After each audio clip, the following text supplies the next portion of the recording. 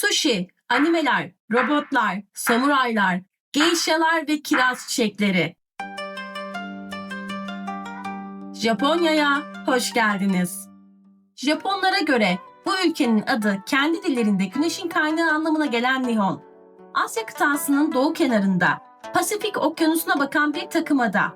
Doğusunda Pasifik Okyanusu, batısında Kore Yarımadası ve Çin, kuzeyinde Rusya, güneyinde ise Tayvan ile çevrili. Japonya ile Türkiye arasında toplam 6 saat zaman farkı var.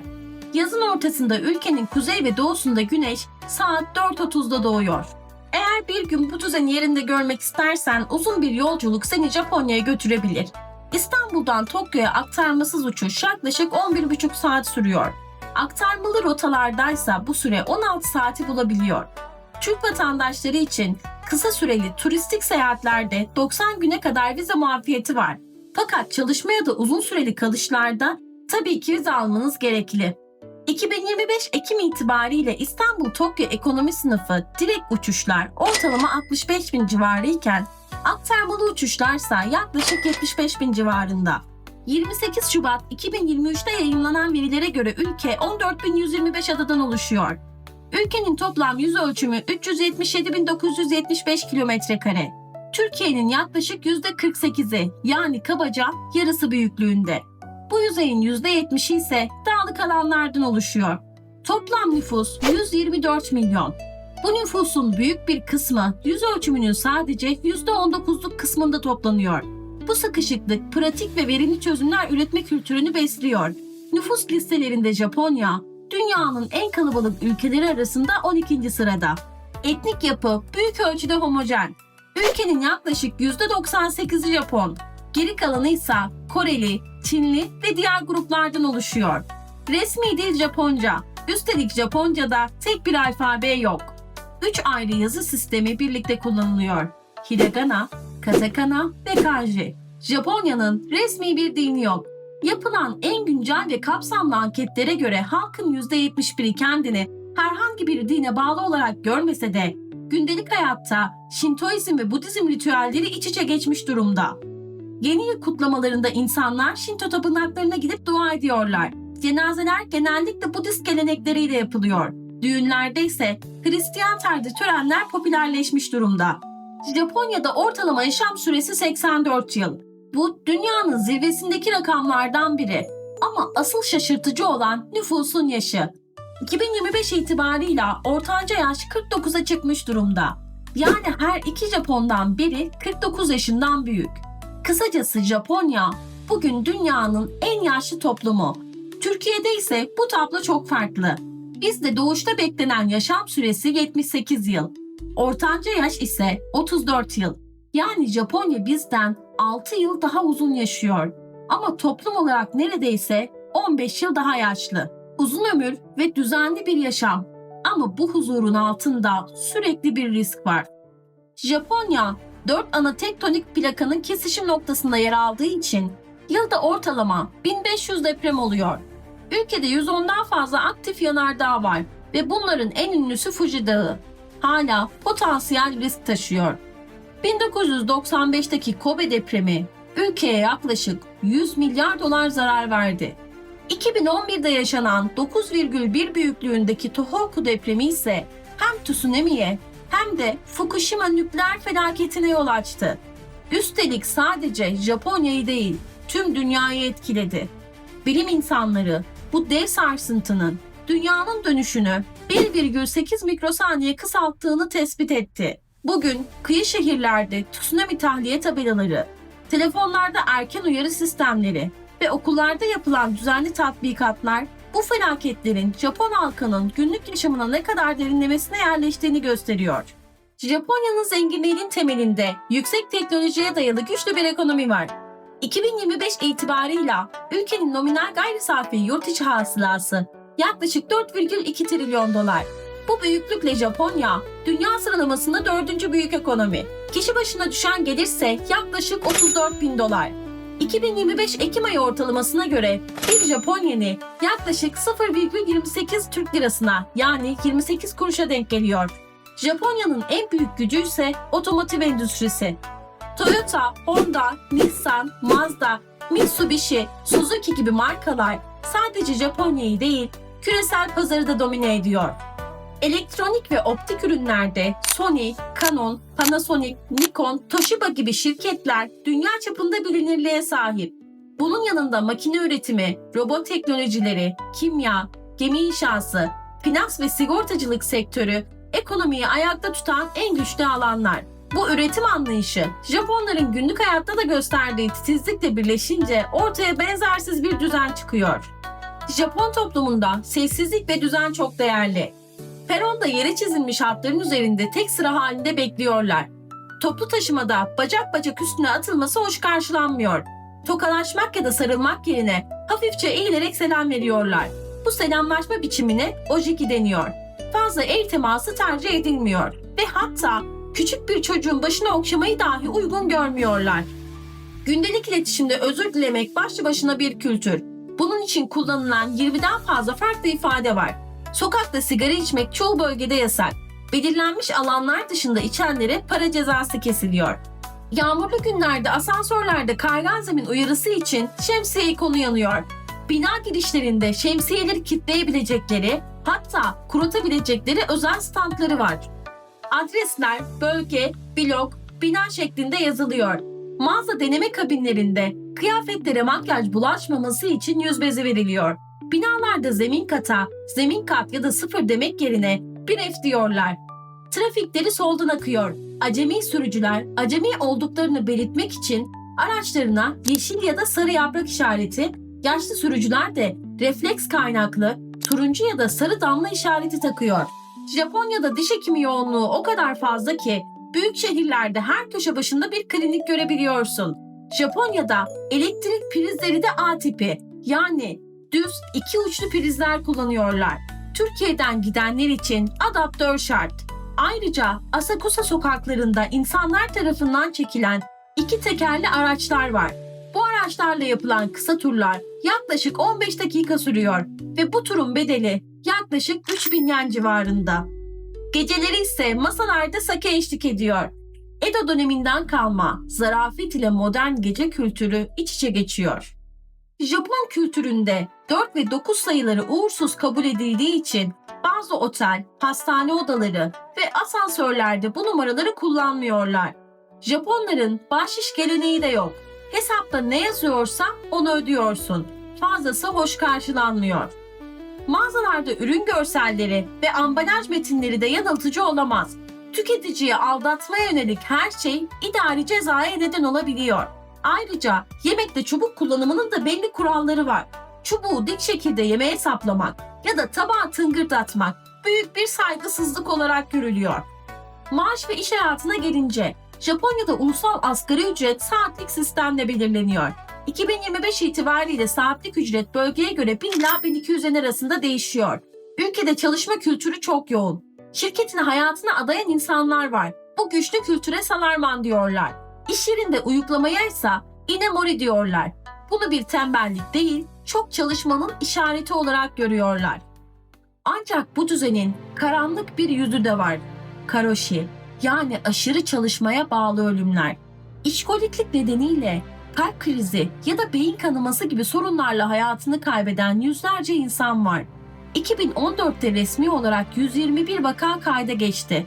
Japonya Sağlık, Çalışma ve Refah Bakanlığı'nın 2024'te yayımladığı rapora göre 2023 mali yılında iş yüküne bağlı zihinsel sağlık sorunlarında 883, beyin ve kalp rahatsızlıklarındaysa 216 tazminat vakası tanındı. Bu 216 vakanın 58'i ise ölümle sonuçlandı. Devlet zaman zaman mesai sınırları koysa da bu kültürü tamamen değiştirmek kolay görülmüyor. Evde ve şehirde minimalizm, düzen ve temizlik ön planda. Eve ayakkabıyla girilmiyor. Japon evlerinde eşyalar az ve mobilyalar sade. Geleneksel Japon kültüründe yer alan tatami zeminler, sürgülü kapılar ve doğal ışık kullanımıyla huzurlu bir atmosfer yaratılıyor. Temizlik yalnızca bir alışkanlık değil, bir yaşam biçimi. Her sabah evin önünü süpürmek, verandayı yıkamak ya da çiçekleri düzenlemek sıradan bir rutin.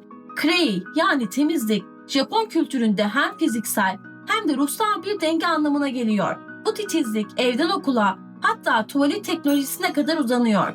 Klozetin yanında küçük bir kumanda bulunuyor. Buradaki düğmelerden kapağı ısıtıyor, su püskürtmenin şiddetini ve sıcaklığını ayarlayabiliyor ve kurutmayı açabiliyorlar. Bu modellerde koku giderici fan, mahremiyet için su sesi taklidi ve sensörlü kapak sistemi var. Yaklaştığında kapak kendiliğinden açılıyor, ayrıldığındaysa yine kendiliğinden kapanıyor. Yeni nesil klozetler kendi kendini temizleyebiliyor. Hatta bazı modeller uzun süre kullanılmadığında enerji tasarrufu moduna geçiyor. Aynı pratiklik lavaboda da devam ediyor. Birçok evde rezervuarın üstünde küçük bir el yıkama lavabosu var. Ellerini yıkadıkları su boşa gitmiyor. Alttaki depoya doluyor ve bir sonraki sifonda yeniden kullanılabiliyor. Banyo kültürü de başlı başına bir ritüel. Önce duşta tamamen temizleniyorlar. Sabunlu vücutla küvete girilmiyor. Ardından sıcaklığı kumandadan ayarlanan küvete giriyorlar. Küvet ise temizlenme sonrası rahatlamak için kullanılıyor. Küvetteki suyun temiz kalması ve diğer aile bireylerinin de aynı suyu kullanabilmesi için Japonların kullandığı özel bir banyo tozu dökülüyor. Bu toz sayesinde küvetteki su ikinci gün bile temiz kalabiliyor. Hatta bazı yerlerde bu suyu daha sonrasında çamaşırda değerlendirerek tasarruf ediyorlar. Ayrıca telefon kullanımı da çok fazla. Gençler duşta bile telefon kullanıyor. Bu nedenle ülkede suya dayanıklı modeller çok yaygın. Dışarıda da düşünülmüş ayrıntılar var. İstasyonlarda ve kombini marketlerde umumi tuvaletler şaşırtıcı derecede temiz. Bebek bakım masası ya da çok amaçlı kabinler sık görülüyor. Çocuklu aileler için kabin içinde katlanır çocuk koltuğu olan yerler de var. Ama asıl dikkat çeken her şeyin konfor, hijyen ve tasarruf için ince ince düşünülmüş olması. Sokakta çöp kutusu neredeyse yok. İnsanlar çöplerini yanında taşıyıp evde ayrıştırıyorlar. Bu yüzden yanlarında küçük çöp torbaları da taşıyorlar. Yolda yemek yemek hoş karşılanmıyor. Kenara çekilip bir köşeye oturarak yemeklerini tüketiyorlar. Ülkenin dört bir yanında 4 milyondan fazla otomat var. Bu otomatlardan sadece içecek değil, sıcak yemek, taze yumurta, şemsiye, hatta çok sıra dışı ürünler de alabiliyorlar. 7/24 açık kombini marketlerde ise acil durum için gömlek, kravat gibi ürünler satılıyor. Bu düzen çocuk yaşta öğretiliyor. Japonya'da eğitim sadece derslerden ibaret değil. Karakter, sorumluluk ve temizlik eğitimin bir parçası. Okullarda temizlik görevlisi yok. Sınıfı, koridoru, hatta tuvaleti dahi öğrenciler öğretmenleriyle birlikte temizliyor. Bu uygulamaya osoji yani büyük temizlik deniyor. Öğle yemekleri de birebir eğitim alanı gibi. Öğle yemeklerinde öğrenciler sırayla yemek servisi yapıyor, bulaşıkları topluyor, hatta masaları düzenliyorlar. Amaçları ise çocuklara küçük yaşta düzen, paylaşma ve topluma katkı bilincini kazandırmak. Bu sistem sayesinde Japonya'da temizlik sadece bir alışkanlık değil, bir yaşam kültürü diyebiliriz. Japon mutfağında cesur ve bazı kültürleri farklı gelen tatlar var. Ülkenin en bilinen yemeği elbette sushi. Bu yemek pirinç, yosun ve taze deniz ürünlerinin bir araya geldiği basit ama dikkat isteyen bir lezzet. Ramen yani erişte çorbası da çok seviliyor. Hatta bu bölgenin farklı ramen tarifleri de var. Bunun dışında tempura yani sebze veya deniz ürünlerinin hafif hamura batırılıp kızartıldığı yemekler de günlük hayatta sıkça tüketiliyor. Sokaklardaysa takoyaki yani küçük ahtapot toplarını satan tezgahları her köşede görmek mümkün. Ama Japon mutfağı sadece bu klasiklerle sınırlı değil. Çiğ at eti, arı krekeri ya da kömürlü dondurma gibi farklı tatlar da var.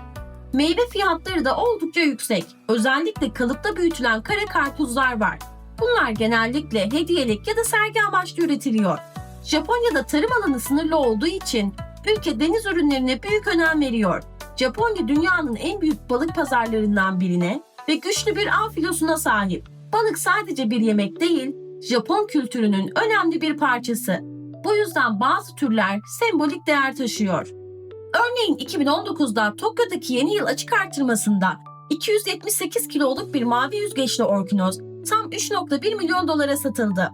Bu rekor fiyat balığın nadirliğinden çok alıcının yılın ilk açık artırmasında şans ve bereket getireceğine inanması ve restoranının ülke çapında adını duyurmak için ödediği bir bedeldi. Restoranların vitrinlerinde yemeklerin plastikten yapılmış bir kopyaları var. Böylece müşteri sipariş vermeden önce yemeğin tam olarak nasıl görüneceğini biliyor. Japonya'da her yıl yaklaşık 24 milyar çift yemek çubuğu üretiliyor. Bunun en büyük sebeplerinden biri kullanat mantığıyla tek kullanımlık chopstick yani yemek çubukları kullanmaları. Ülkenin tarihindeki dönüm noktaları derin izler bırakmış. Japonya, 4 tektonik plakanın birleşiminde yer aldığı için sık sık felaketlerle sınanan bir ülke. Bu yüzden Japonya'ya bir dönem güzel şehir denmiş. Yüzyıllar önce atalar, tsunamilerin ulaştığı sınırlara bu çizginin altına ev yapmayın yazılı taşlar dikmiş. Zamanla unutulan bu taşlar 2011'deki Büyük Tohoku depremi ve tsunamisi sonrasında yeniden keşfedildi. Enkaz kaldırma çalışmaları sırasında ortaya çıkan bu antik uyarı taşları, atalarının yüzyıllar öncesinden bıraktığı mesajın hala geçerli olduğunu acı bir şekilde hatırlattı. Ama Japonya'nın en büyük sınavı İkinci Dünya Savaşı'ydı. Amerika Birleşik Devletleri tarafından Hiroşima ve Nagasaki'ye atılan atom bombaları sadece şehirlerde değil, bir ulusun hafızasında derin izler bıraktı. 6 Şubat 1945'te Hiroşima'ya Little Boy, 9 Şubat'ta Nagasaki'ye Fat Man adlı bombalar atıldı. Yaklaşık 200 bin insan hayatını kaybetti. Yüzlerce insan ve onların soylarından gelenler ise radyasyonun etkilerini yıllarca taşıdı. Bu olay insanlık tarihine savaşta kullanılan ilk ve tek nükleer saldırı olarak geçti. Savaştan sonra Japonya müttefiklerin denetimi altına girdi ve pasifist bir anayasa kabul etti. Bugün çocuklar okul gezilerinde Hiroşima Barış Anıtı'nı ve Nagasaki'yi ziyaret ediyor. Amaçları intikam değil, barış bilincini çocuk yaşta aşılamak. Bu olaydan sonra Japon halkı bir daha asla diyerek yüzünü sanayiye, bilime ve teknolojiye çevirdi. İşte tam da o dönemde Japon halkının korkuları sinemaya da yansıdı. 1954'te doğan Godzilla aslında atom bombasının bir sembolüydü. Nükleer gücün insanlığa verdiği zararın bir alegorisi olarak ortaya çıktı. Denizden çıkan dev yaratık, Japonya'nın yaşadığı travmanın sinemasındaki sesi oldu. Zamanla bu karakter bir korku figüründen ulusal simgeye dönüştü. Bugün Tokyo'nun Shinjuku semtinde dev bir heykeli var ve 2015'te şehre resmi turizm elçisi ve karaktere onursal vatandaş unvanı verildi. Teknoloji ve robotlar Japonya hayatının merkezinde. Ülkede robot görmek artık kimseyi şaşırtmıyor. Markette, tapınakta, müzede ya da hastanede bile karşınıza çıkabiliyor. Dünyadaki robotların yaklaşık %45'i Japonya'da üretiliyor. Yani robot kültürü burada neredeyse günlük yaşamın bir parçası. İlk insansı robot Waseda Üniversitesi tarafından 1970'lerde geliştirilen Wabot 1'di. O dönem için inanılmaz bir projeydi. Yürüyebiliyor, konuşabiliyor ve insanla iletişim kurabiliyordu. Bugünse bu teknoloji her yerde var. Osaka Üniversitesi'nin geliştirdiği Android isimli robot insan yüzünü ve kaslarını birebir taklit edebiliyor. Göz kırpıyor, nefes alıyor ve hatta mimik yapıyor. Profesör Hiroshi Ishiguro kendi yüzünü kopyalayarak Geminoid adını verdiği bir robot yaptı. Bu robot sahibinin yüz ifadelerini ve ses tonunu anlık olarak adeta bir insan ikizi gibi taklit edebiliyor. Hatta Kyoto'daki bir tapınakta Minder adlı robot rahip ziyaretçilere vaaz veriyor. Silikon yüzüyle göz teması kuruyor, ellerini hareket ettiriyor ve insan gibi konuşuyor.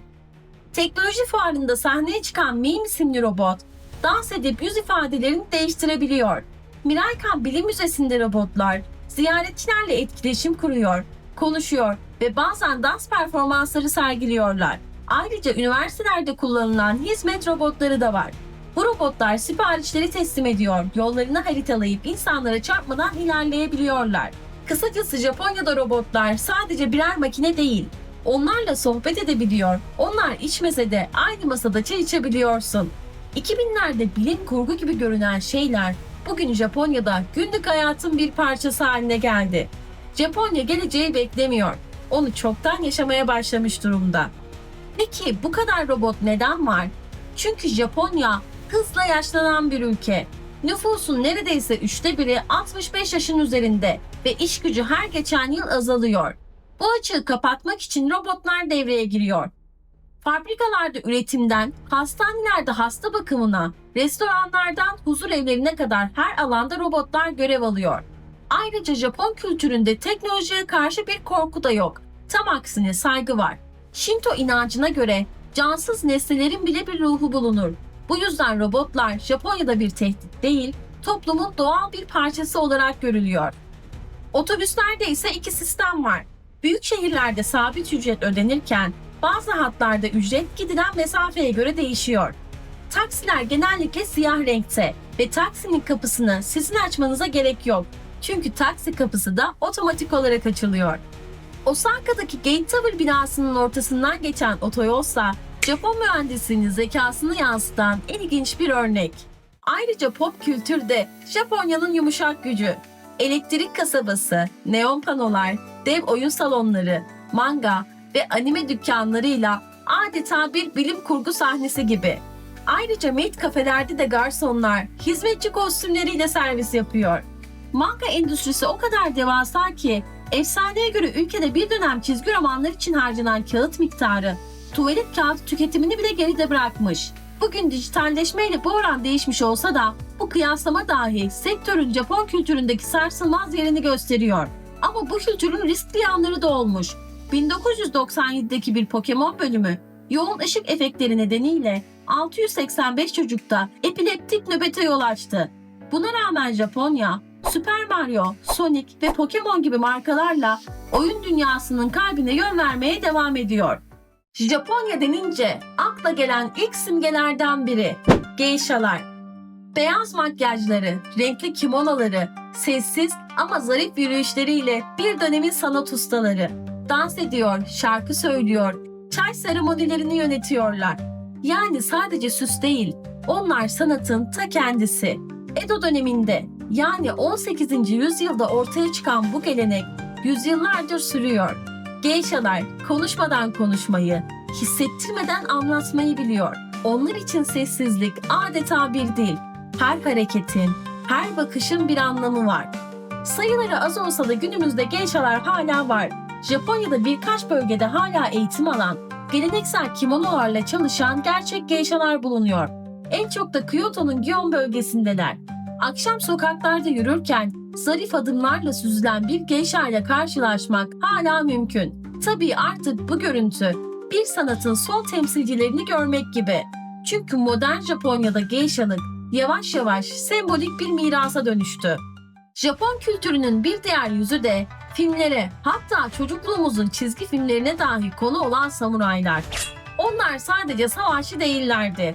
Onurun, sadakatin ve disiplinden doğan bir yaşam tarzının temsilcisiydiler. Bushido yani savaşçının yolu bir samurayın hayat felsefesiydi.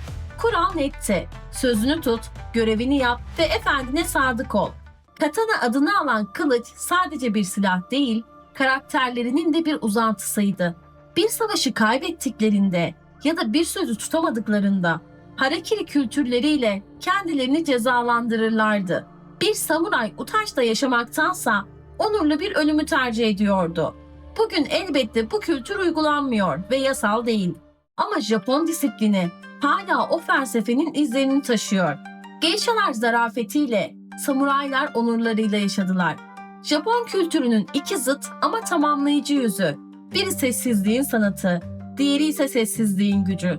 Bu iki gelenek Japonya'nın bugün bile neden bu kadar disiplinli, dengeli ve gizemli bir ülke olduğunu anlatıyor. Japonya'da savaş hakkı anayasayla reddedilmiş durumda. Bu yüzden klasik bir ordusu yok. Bunun yerine Öz Savunma Kuvvetleri adı verilen profesyonel birlikler görev yapıyor. Askerlik zorunlu değil, tamamen gönüllülük esasına dayanıyor. Deprem ve tufan gibi afetlerde ise çoğu zaman ilk müdahale eden ekip yine onlar oluyor. ABD ile güvenlik ittifakı güçlü. Özellikle Okinawa adasında büyük Amerikan üsleri var. Savaş için bir daha asla deseler de son yıllarda savunma bütçesi de arttı. Yeni nesil savaş uçakları, füze kalkanı ve siber savunma sistemleriyle caydırıcılık güçlendiriliyor. Yönetimde ise anayasal monarşi var. İmparatorlarına saygı duysalar da bu büyük oranda sembolik bir figür. Ülkeyi başbakan yönetiyor. Japon bürokrasisi düzenli, sistematik ve şeffaf yapısıyla dikkat çekiyor. Japonya'da konaklama kültürü de biraz farklı. Burada her şeyin bir amacı var, hiçbir şey gereksiz değil. Bunun en net örneği de kapsül oteller. İlk olarak 1980'lerde Osaka'da ortaya çıkan bu oteller, son trenini kaçıran beyaz yakalılar için tasarlanmıştı. Amaçları birkaç saatlik uyku ve sabaha sıfırdan başlamaktı. Zamanla turistler için ilginç bir deneyime dönüştü. Artık Tokyo, Kyoto ve Osaka'da neredeyse her semtte var. Kapsüller ortalama 2 metre uzunluğunda ve 1 metre genişliğinde oluyor. İçeride küçük bir televizyon, priz, okuma lambası ve havalandırma sistemi var. İnsanlar bu otelleri ucuz, güvenli ve temiz olduğu için çokça tercih ediyorlar. Gecelik fiyatlar yaklaşık 850 ila 1650 TL civarında. Lüks kapsül otellerde bu rakam 3000 TL'ye kadar çıkabiliyor. Erkek ve kadın katları ayrı. Dolaplarda havlu, pijama, diş fırçası bulunuyor. Japon düzeni burada da kusursuz işliyor. Ama kapsüller Japonlar için artık kısa süreli konaklama için değil. Japonya'nın büyük şehirlerinde yüksek kiralar ve yoğun iş temposu farklı bir yaşam tarzını doğurdu. Bugün binlerce kişi internet kafe kabinlerinde yaşıyor. Bu kabinlerin içerisinde ise küçük bir yaşam alanı var. Bilgisayar, sandalye, mikrodalga, duş, çamaşır makinesi ve kilitli dolaplar mevcut. Aylık 7.000 TL ile 11.000 TL karşılığında burada kalmak mümkün. Kimi birkaç hafta, kimi ise yıllarca kalıyor. Bazıları için geçici çözümken, bazıları içinse bir tür sessizlik sığınağı. Japonya'nın ışıltısının ortasında 4 metrekarelik bir dünyada yaşıyorlar. Bir yanda teknolojinin getirdiği kolaylıklar, diğer yandaysa yalnızlığın sessizliği hakim. Kapsül oteller turistleri büyülüyor. İnternet kabinleri ise Japonların şehir hayatına dair en çarpıcı gerçeği anlatıyor. Japonya'da konaklama sadece nerede kaldığın değil, nasıl yaşadığının da cevabı oluyor. Aslında Japonların konaklama kültürü binlerce yıl öncesine dayanıyor. Bugün robot otellerle geleceğe göz kırpan Japonya, 1300 yıldır aynı ailenin işlettiği geleneksel hanlara da sahip. Yamanshu bölgesindeki Nishiyama Oteli, milattan sonra 705'te kurulmuş. Bu otel Guinness Rekorlar kitabına göre dünyanın en eski oteli. 50 nesildir aynı ailenin işlettiği bu kaplıca hanında sıcak su kaynakları hiç durmadan akıyor. Ahşap odalarda tatami zemin, bambu perdeler ve sessiz bir doğa manzarası var. Japon misafirperverliği yüzyıllardır burada şekillenmiş. Öte yandan Japonya'nın otel anlayışı sadece geçmişte değil, gelecekte de yaşıyor.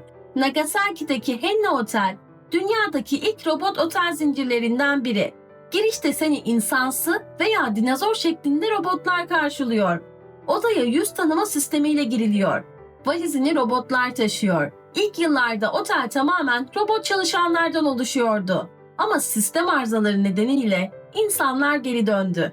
Yine de teknolojiyle iç içe bu konsept hala turistlerin ilgisini çekiyor. Kapsül oteller, internet kabinleri, robot oteller ve 1000 yıllık kaplıca hanları. Hepsi bir arada, hepsi aynı ülkede. Japonya'da konaklama sadece bir gece geçirmek değil, geçmişle geleceğin aynı çatı altında buluştuğu bir deneyim.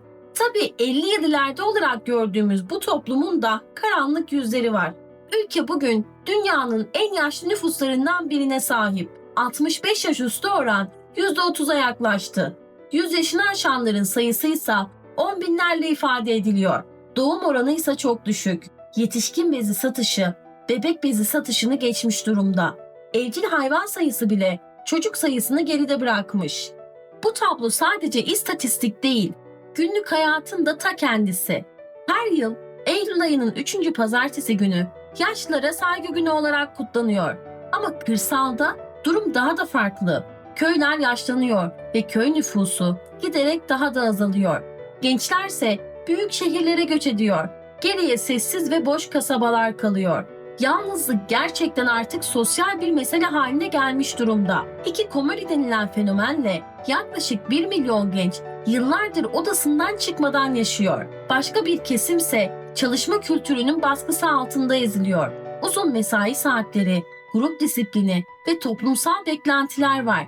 Fakat çalışmak bir zorunluluk değil, varoluş biçimi haline gelmiş durumda. Ancak tüm bu sistem insanları yavaşça yalnızlaştırıyor. Modern Japon toplumu dışarıdan kusursuz görünse de içeride kırılgan bir dengeyle ayakta duruyor. Konutlarda bile bu fark görülebilir durumda. Deprem riski ve yeni ev tutkusu yüzünden binalar 15-20 yıl içerisinde neredeyse değerini yitiriyor. İnsanlar eskiyi onarmak yerine yenisini inşa etmeyi tercih ediyor. Bu da her yıl milyonlarca ton bina atığı anlamına geliyor. Barınma da büyük şehirlerde giderek lüks hale gelmiş durumda. Tokyo gibi metropollerde küçük daire kiraları bile uçmuş. Bu yüzden binlerce insan yaşam alanı olarak internet kafe kabinlerini ya da kapsül otelleri tercih ediyor. O küçük alanlar artık sadece turistlerin deneyim mekanı değil, bazen bir ömrün geçtiği yer haline geliyor. 4 metrekarelik bir yerde yaşamak, Japon yalnızlığının en sessiz ifadesi haline gelmiş durumda. Eğlence sektörü de bu yalnızlığı bastırmanın yollarından biri olmuş. Paçinko salonları bir dönem 200 milyar dolarlık bir ekonomiydi. Bugün hala milyonlarca kişi bu makinelerin başında saatler geçiriyor. Kimi için bir kaçış, kimi içinse hayatta kalma rutini. Toplumun en derin tabularından biri de dövme. Hala birçok kaplıca ve hamamda yasak. Çünkü dövme uzun yıllar Japon mafyası Yakuza ile özdeşleşmiş. Bu nedenle dövmeli biri suçla ilgisi olmasa bile birçok kamusal alanda dışlanabiliyor. Japon kültürünün bir diğer sıra dışı yönü ise yetişkin evlat edinme geleneği. Her yıl yaklaşık 80 ila 90 bin kişi evlat ediniliyor. Amaçları genellikle aile şirketlerini devretmek ya da soyadlarını sürdürmek oluyor.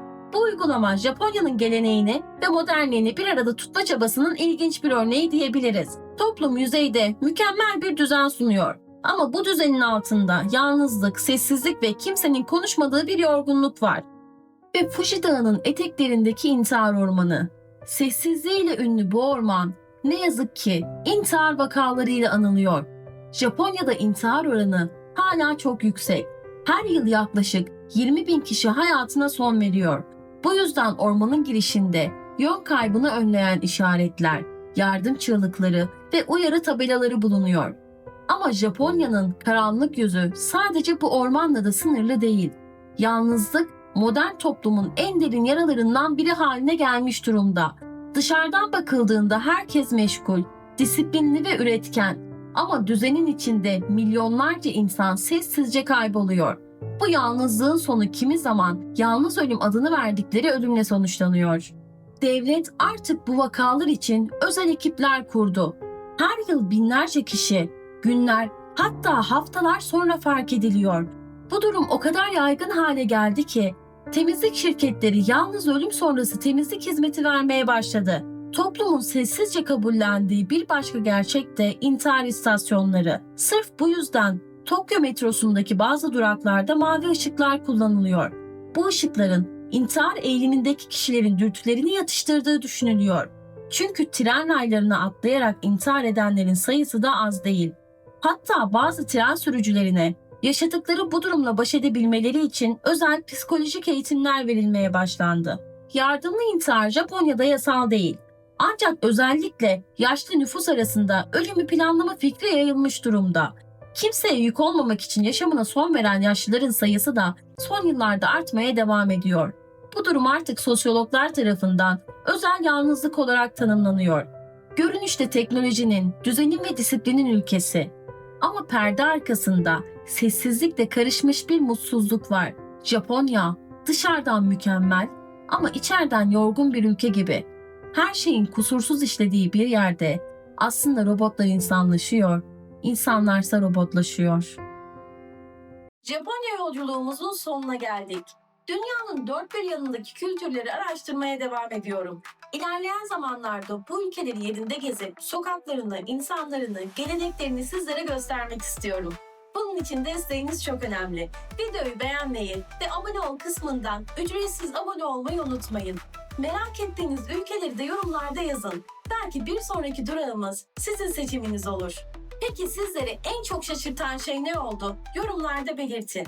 Ben Leyla Düzgün. Bir sonraki videoda görüşmek üzere. Hoşça kalın.